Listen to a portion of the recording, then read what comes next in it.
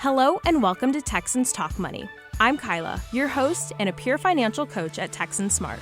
Every episode, we will be joined by another peer financial coach from my office, where we will be navigating all the roads on how to handle your money as a college student. So sit back and get your wallets ready to be Texan Smart. Hello and welcome back to Texans Talk Money. My name is Kaiten and I am one of your co-hosts. I am joined as always by Addison. Hi guys. And today we are super lucky and excited to be joined by a first-time speaker on the podcast, Meredith. If you kind of want to give the audience a little gist of who you are, just whatever you feel comfortable with. Hey y'all, I'm Meredith. I'm a junior here at Tarleton and I'm a peer financial coach for Texan Smart. I like to make videos for our social medias as well as help out with any events that I'm needed for Texan Smart. Yes, and we are so excited to have you on. It is always fun when we get to have a quote-unquote newbie on for the podcast. I'm very excited to be here.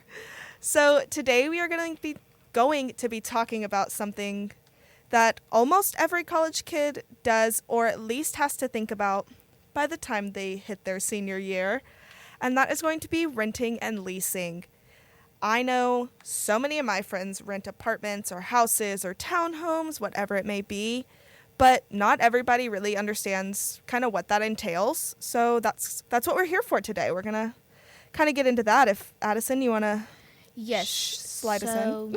So the two terms that you're going to hear when it comes to renting and leasing are obviously renting and leasing. So what exactly is renting? So renting is more of your short-term contracts with your landlord or the apartment complex that you're renting through. So it's more of a month-to-month agreement, and it's a little bit more flexible, but can also get pretty pricey depending on the amenities and the amenities that you have or the amenities that you don't have. And then leasing is your fixed term, so you decide how long you're going to be there, or your landlord decides this is how long you have to live here, so don't get too comfy. Those usually last a little bit longer, so, about 6 or 12 months, kind of depending. And that's your stable rent. That's going to be regular and doesn't really flex at all. And then that is a much larger commitment. It's kind of harder to get out of that than it is a rent. It's harder to transfer that over to somebody else if you decide, okay, I'm done living here, I'm going to go wherever. For sure. I mean, there's definitely pros and cons to both.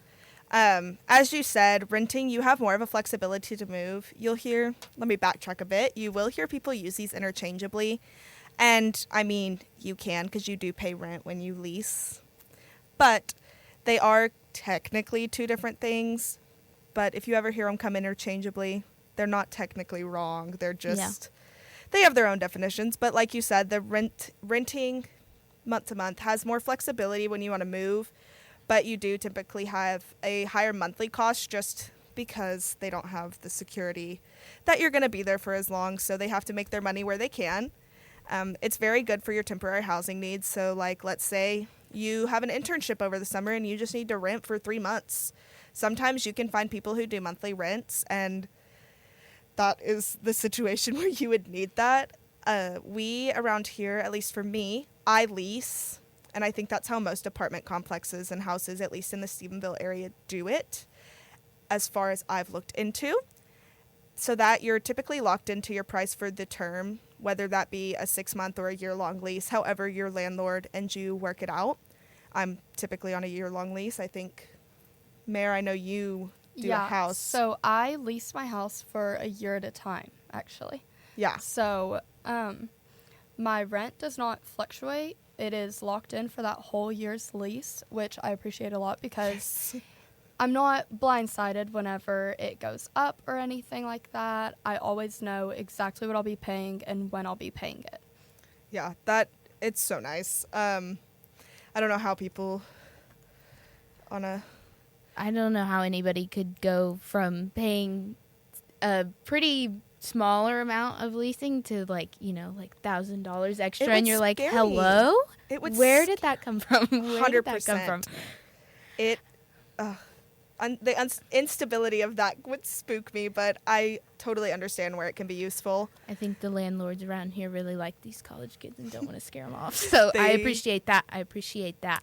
They do us, but as far as I've ever had experience, they've done me right. So there are a few different types of rental agreements. I've seen the two main ones that I see are month to month and fixed term lease. Again, month to month, it's renewed monthly. It's great for your flexibility, has that higher rent. Your fixed term, stable cost, required you to commit, and it can be pretty difficult to end it early. So this is where you see people getting subleases because they need out of their lease and they can't get out without having someone take it over because that just may be the way it was written in their lease. Yeah. Whatever it may be.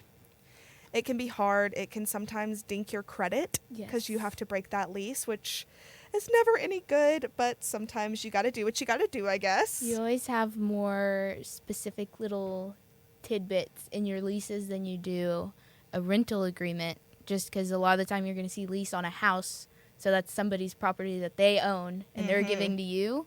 And so then when you leave them in the dust and you're like, hey, I'm leaving, and they're like, hang on, I need this money from you. Where are you going? They're going to be a little like, no, now you got to pay me all this money that you're taking out of my pocket all of a sudden. So you just got to make sure you know what you're getting yourself into with each of the different renting types, types of agreements. Yes.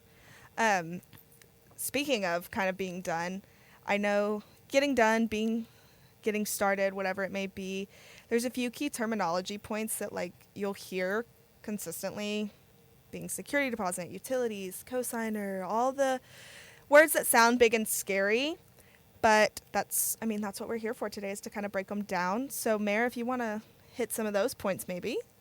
So one of the most important of the terminology that I would say I wish I knew before I became a renter is the utilities, and reading through the contract, being sure to know whether it is included in your rent, whether it's not, and if you have to find the companies and cover the rent yourself, put those all in your name.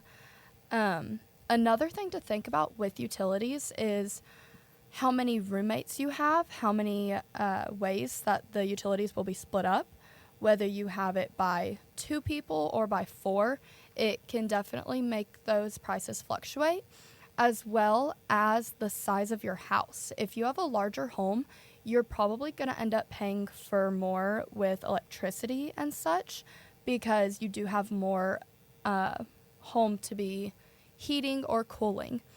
So, with the roommate situation also, the more roommates you have, the more your water will be used. And oh my goodness, yes. The bigger of a Wi-Fi plan that you're going to have to get, because you never know how many laptops are going to be trying to take quizzes at the same time. So you need to take all that into consideration when you're getting your utilities set out. And also just knowing which companies to use, which ones are going to give you the best rates, which ones are going to give you the best terms, and whether those plans that you choose are going to be month to month or a year long. I know when I was getting my utilities set up for, I believe, gas, they tried to get me to do a 3-year plan. Oh my goodness. And I was like, I'm not going to be here another 3 years. Guys, I do not need gas that long. The plan sounded amazing and pretty cheap and everything, and then they told me it was 3 years. You're and like, I was right, like, don't they always? Wait. I was like, You're wait, right. you didn't tell me that at first. See, and I think the utilities catch a lot of college kids off guard, because you go in your freshman year where you have to live on campus. Well, when you're paying your housing and board, that's all included. They kind of over exaggerate, so they just kind of include it in there, and so you're using as much water as you want. You're leaving the lights on all the time. Exactly. And then you get Crank to an that apartment AC or a house down. and you're like, oh my gosh. I know that's one thing my parents keep stressing. They're like, next year when you get off campus, you got to think about those bills. You got to stop leaving those lights on. Leave the AC down at the lowest you can get it. You can't do that anymore. Go over one time and you're like on top of it for sure. And I know I live with another female. You actually, Meredith, live with guys. I do. So I'm sure that I just thought about the fact that your roommate definitely is going to affect your water bills and stuff like that. Because it definitely can. I mean, To be fair, our water bill is probably 50% me. I was going to say, us girls, we take long long showers, and they're 5-minute showers. Everything showers. So everything showers, yeah. They last Hair a while. washing takes a long time, and it really does. shouldn't. So bad. But And when So I bad. first moved in with the guys, they were shocked. They actually timed one of my showers because they were shocked mortifying. by how long it was. And so that's another thing to take into consideration, whether your roommates are going to be like, if they're going to be taking up a lot of the utilities, or if they're going to be leaving the lights on more often than you do, if they are going to be cranking the AC down or the heat all the way up, because those things do affect what you're going to be paying at the end of the month. Absolutely. As well as, and I think we'll touch on this a little bit later, but also just knowing who you're going to be rooming with, how they're going to be, if the bills are in your name, then you need to make sure you're living with someone who will be paying you back for those every month on time, because getting those paid and getting paid back for it is super important. So I think we're going to touch a little more on that later, but utilities are a super important thing to think about whenever you are starting to rent or lease, because if you don't take those things into consideration, you're not going to realize how much it'll actually come out to. You may think that your rent is going to be $600 a month, but then find out you're paying $200 in utilities every single month. So Crazy. definitely something you need to take into consideration whenever you start becoming a renter. Yeah. And I know I mentioned the security deposit. That is something that I've never really understood kind of what it was until I did it on my own. So I did find us a little more technical definition than probably what I could put together for you, but it is typically 1 to 2 months of rent put together. And that is held by your landlord, and they typically use it for damages or unpaid rent that they may not be able to collect at the end of your term if somebody turns out to be a terrible renter, I guess. I don't plan on destroying my apartment, but I guess accidents also happen, I guess. I shouldn't assume that it's all done in mischievousness, but... Yeah. And co-signers, that is something that not everyone has, but I have. So a co-signer is typically a parent or guardian or someone that, at least for me, has a more stable income that apartments and different rental companies like a lot better than a student's income, traditionally at least. Some places actually require it, some don't. It just kind of depends. But they sign on to that lease to, like I said, guarantee that payment and guarantee that payment can be made. They have the more stability in their paychecks than a... That way your landlord can go to them and be like, hey, they're not paying. I'm about to make you Yes. pay up if they don't pay, so watch out. But I will say be careful with that, because sometimes I've heard that if you, not the cosigner, but the person renting, doesn't do what they're supposed to, it can affect both people's credit. Ooh. Or if they do something crazy and their credit gets crazy, it can affect your rent and your situation. So be careful on that. Be careful who you choose. But heck sometimes they're super helpful, and sometimes I guess it can not be so helpful. But I have always had a very good experience with that. Lord knows. Heavens to Betsy. That's all I have to say. Heavens Yes. to Betsy. So I know we've kind of covered some of those basics of renting and leasing. So you're probably wondering, like, how do I even do this? How do I navigate this process? That It's scary. would be It's me. overwhelming. Luckily, you have kind of 3 different perspectives. You have someone who is renting a house from Meredith. You have me, who has an apartment. And you have Addison, who is actually starting out on her renting journey. Yes. So do you kind of want to tell us what your preparing So- strategies were, things like that? So I just recently, within the past 2 weeks actually, have started talking to one of the girls that I'm really close with, and we're like, hey, we gotta get this figured out. We Yes. kind of don't have much time left here on campus in our luxurious dorm life where we don't have that much time left. And so we've been thinking about we've been looking at the different places to live, kind of trying to decide what would look best for us. Yeah. So you kind of want to make sure the pictures online, do those look updated? Do they look kind of trashy, maybe a little run down, damaged? You want to look for any of that mold You want to make sure that it is all clean. We don't need to be getting sick up in here. And you want to make sure they have good water pressure. Because I know, as a girl, I need good water pressure or my hair's not getting clean and I'm going to have a fit about it. And then cell service. You don't want to live out in the middle of nowhere where your phone doesn't get any service, so then you can't do anything. Because then what are you paying for? Then what are you doing out there as a college kid? All of your stuff is online at this point. We have to have good cell service. You got to look at some of that stuff. I personally didn't think about how much having a good cell service would affect me until my Wi-Fi went out at my apartment a while back, and didn't have good cell service in where we're at, like just this part of town we're in. And I was like, oh my goodness, I'm gonna have to get out of my PJs and go to the library. Darn, like a regular college kid. But thank goodness I am close to campus. But yes, that is something I didn't think about. So that's a good point to bring up, actually.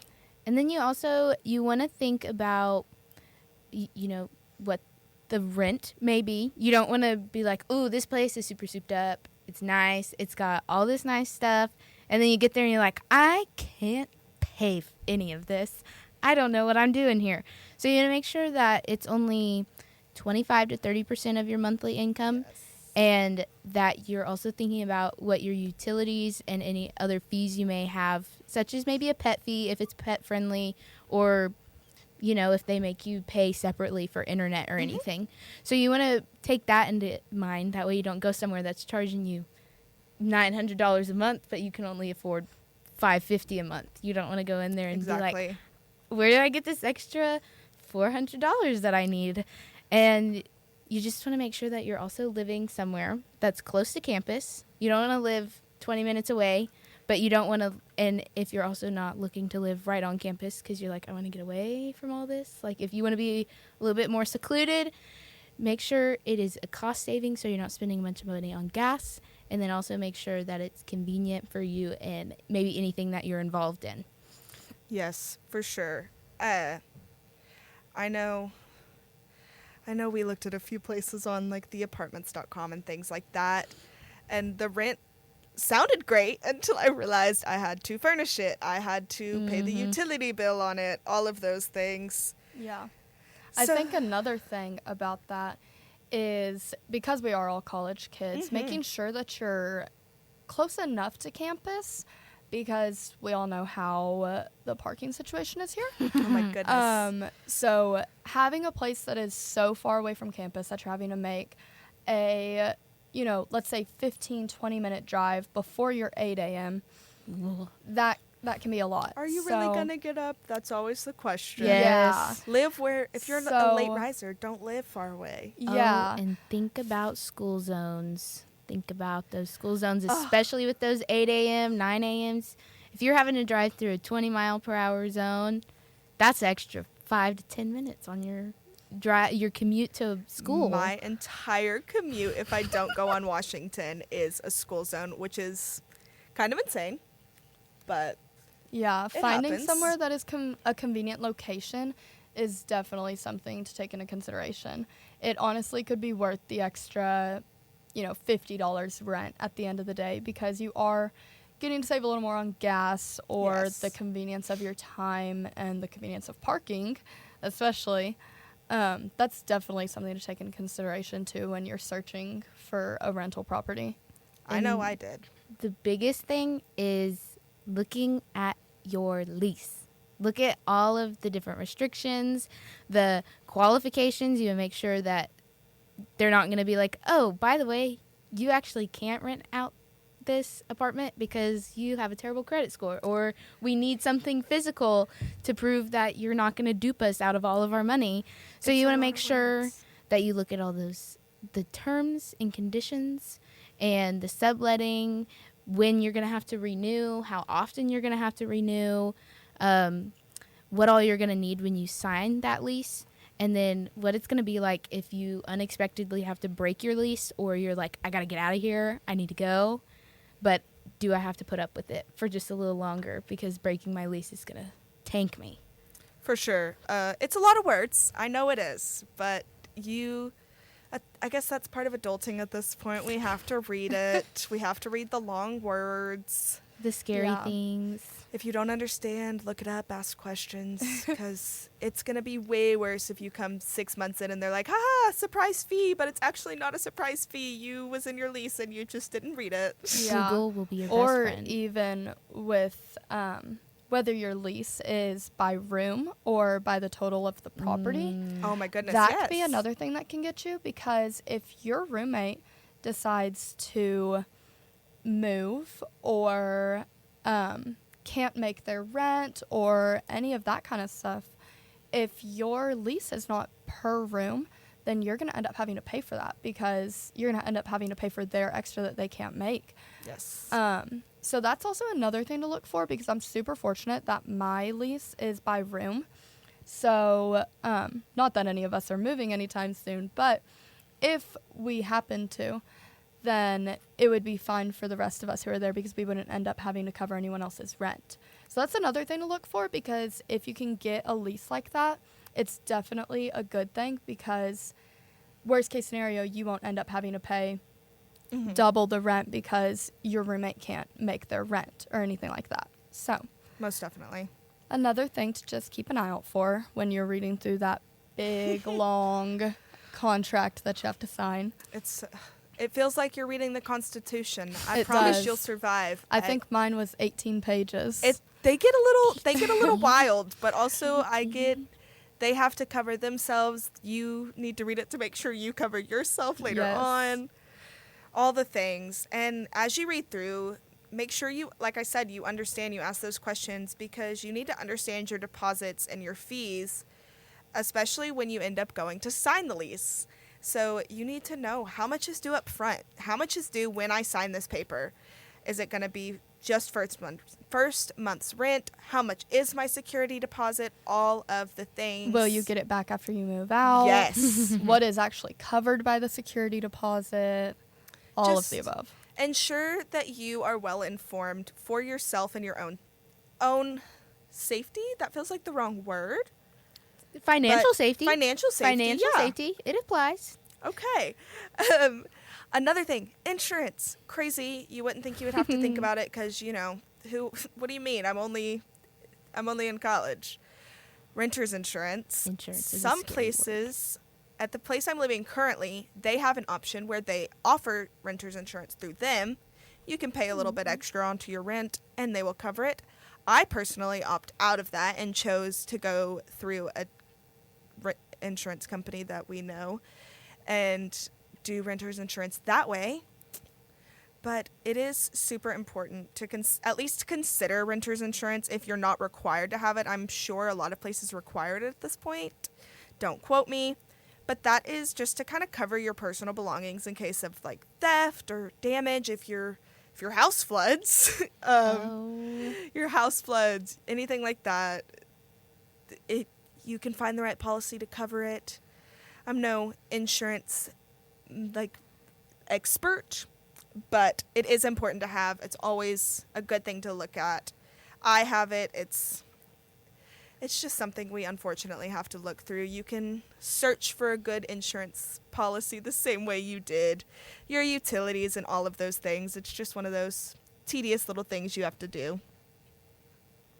I think another thing is roommate considerations. When my you're going to goodness, sign a yes. lease and other people are having to sign it with you, think about who you're living with.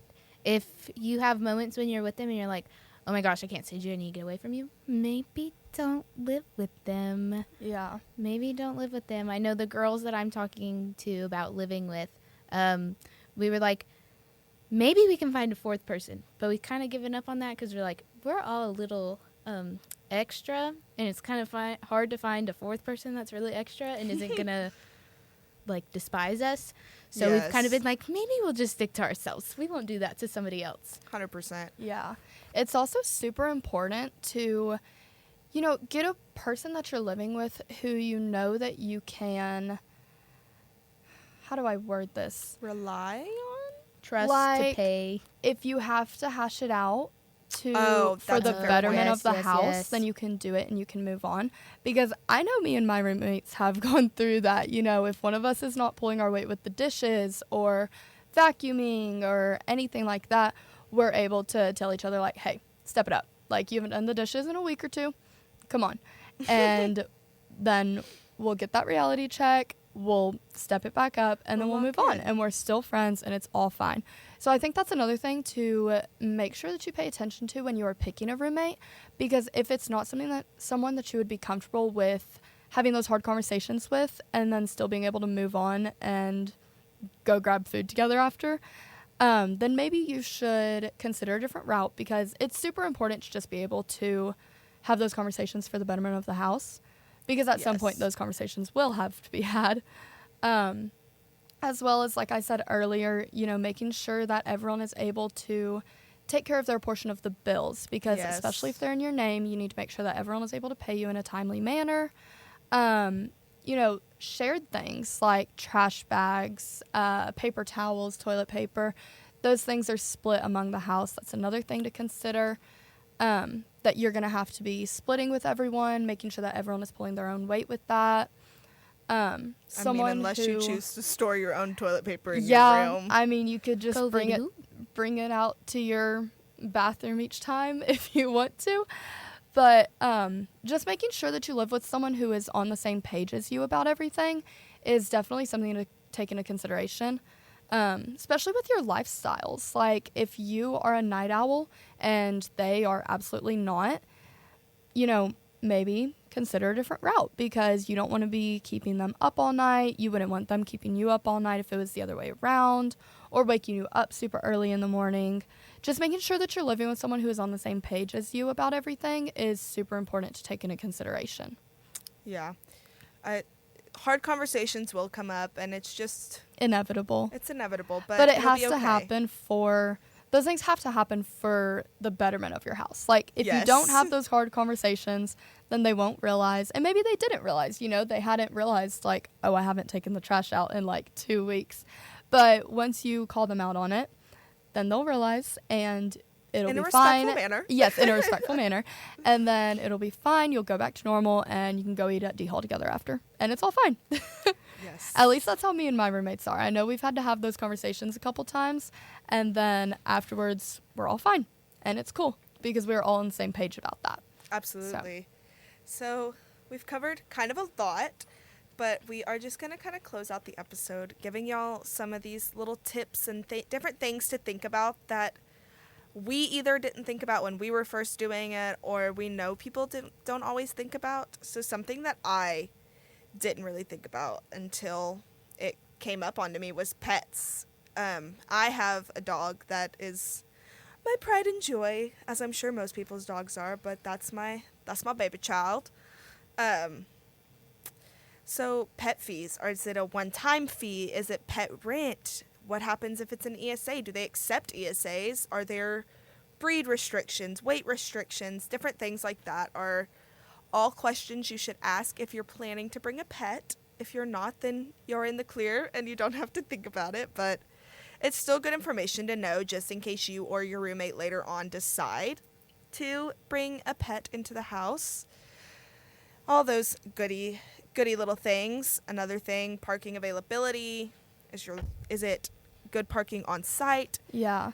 That's definitely something to figure out, even with the city beforehand, because I know at my house, this is my second year living there, and just now a couple months ago we actually had to get parking permits to park on the road, because we do live right by a school. So with the school traffic and everything, we ended up having to get parking permits from the city, which thankfully they did not charge us for, but that's something to look into. Are you going to be able to, if it's a 2-car driveway, but you have 4 roommates, like, who's going to park on the street, who's going to have the parking permits, all of that. Something else I would say is what is allowed, to be outside of the house. Oh my, because I know for a minute there, one of my roommates had a smoker to smoke meat and everything, and he had it out front for a little bit, like in the driveway, and the city told us that we couldn't have it there, and so we had to put it in the backyard because that wasn't allowed there. So that's another thing, just like random little like things like that. Like, is the city going to say something about, you know, whatever you have in your front yard? Are they going to say something about where you're parking?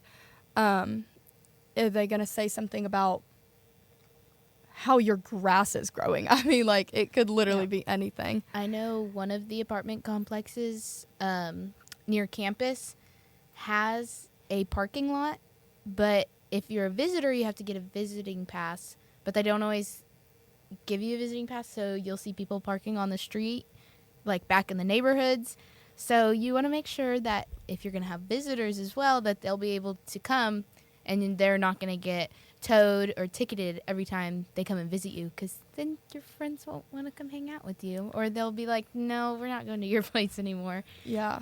No, all of the little information. Something big that I didn't realize people had to consider, but I was talking to a friend who rents at a different location, and maintenance. Is that something that your apartment complex takes care of? Are you required to outsource that and find your own companies for if your AC blows or anything like that? So, because that's another cost that you need to factor in. I'm lucky at our complex, if something goes wrong, our maintenance guys will come and fix it pretty quickly. Yeah. And it's so far been no charge to us, but nothing crazy has broke. Like, I know our microwave went out one of the first few weeks we were there, and they just came and replaced it, and I was like, that's so awesome. I did not want to have to buy a new microwave. Yeah.